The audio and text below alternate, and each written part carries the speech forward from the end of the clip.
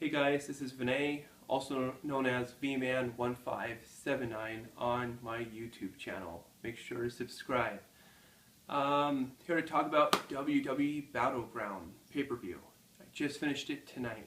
A little background on myself. I've been a big wrestling fan for many years, back from the 80s and 90s. Gotten to meet a lot of cool wrestlers over the years and have belts signed, etc. So, big fan, followed it a long time. The pay-per-view. It was not bad, not great. Started out pretty okay, I thought, with Dolph Ziggler match versus Damien Sandow, and went back and forth. Damien lost in the end.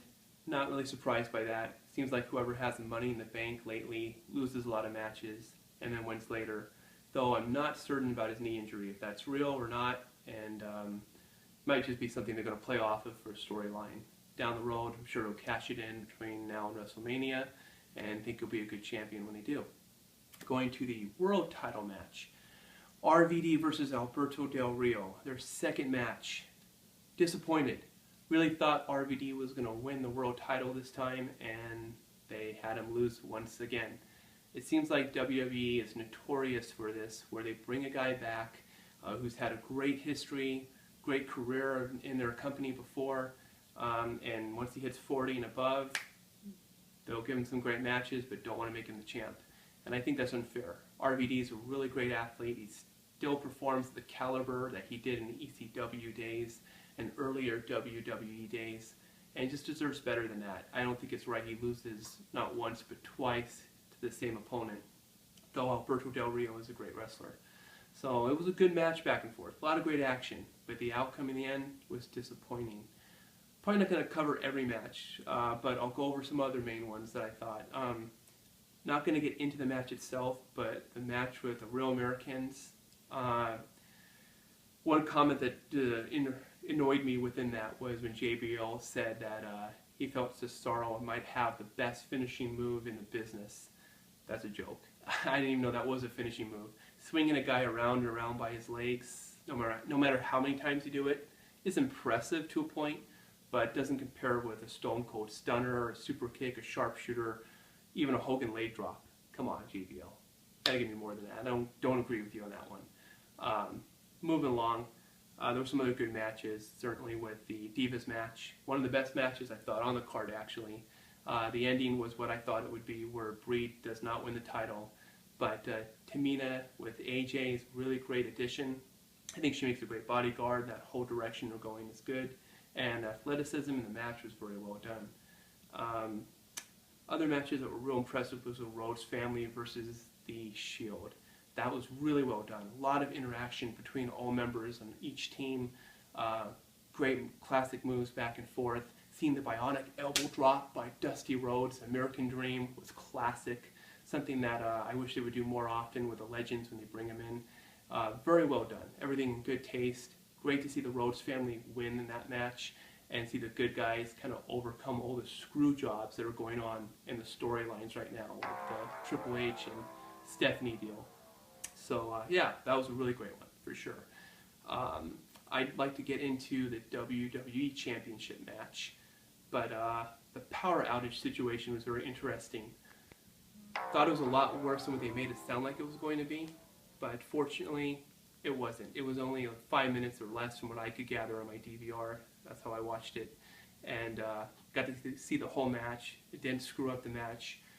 We saw the full deal with the title on the line. Nothing got skipped or missed. Speaking of power outages, looks like I just had a power outage myself. Great. That's what I get for letting Vince McMahon sponsor my video. back? How about that? We're back. Hey, I'm not too bad either. I can get the power back too, like WWE does. Alright, moving along. WWE Championship match. Really good match. As usual, Randy Orton and Daniel Bryan duke it out a lot. They go at 100 miles per hour. Very typical in their style when they go at it with each other. Had everything all the other matches did. I think this was their third match now as far as the WWE Championship was concerned. At least twice, if not. And was excellently played out. Very well done. The twist in the end, the Big Show comes out. Might have been kind of predictable. A little bit of a surprise or two. But him coming out, knocking out Daniel Bryan after pulling the referee out of the ring when Bryan had the title won wasn't a shocker. Figured, oh great, here we go, another screw job. And I was kind of pissed off by it. I'm like, no, I finally want to see somebody win clearly, and preferably Daniel Bryan at that. But the cool part, as the other referee comes down the aisle, the one that was fired, I don't call their name, I don't really follow referees' names, don't really care about that part too much. But it was cool how Big Show knocked him out and then got in the ring, and him and Orton go at it. Randy Orton's chewing him out. You're going to be sorry tomorrow. You're going to be in so much trouble tomorrow on Raw. Going off on him, and Big Show finally knocks him out, drops Orton. Daniel Bryan and Orton both on the mat, knocked out. I had hoped that Daniel Bryan would recover and maybe make the 3 count with another referee, but didn't happen. Title still vacated, and obviously it's going to be finished up in the next pay-per-view, Hell in a Cell, which will be a great match, I'm sure, but personally don't know if I want to see the 2 fight again for a 3rd or 4th time, or be paying another $45, $55 to see it. More interested in seeing TNA Bound for Glory, and I don't know how many of you are TNA fans. They're getting a lot of bad press, but definitely I'm interested in their storyline with Aces and Eights and the whole AJ Styles deal. But that's another story. Going back to this one, I thought it was an interesting ending, and overall, pay-per-view wasn't bad. It wasn't great, but it wasn't bad. Pretty confident you'll see Daniel Bryan become champion down the road from here at Hell in a Cell and maintain the title probably all the way till WrestleMania, which he should. He's awesome. Love to see him have some other great caliber matches. So that's about it. Wraps it up. You guys will probably see a watermark at the end of this video somewhere in one of these corners, I think this way here. And you can click on it and hopefully subscribe to my channel. You can see a lot of great other videos. More of my wrestling collection and my man cave, which I'm sitting in. A lot of great collectibles in here. And also some comical video skits that I do on the side. So I appreciate you watching, and feel free to leave your comments. Don't forget to subscribe.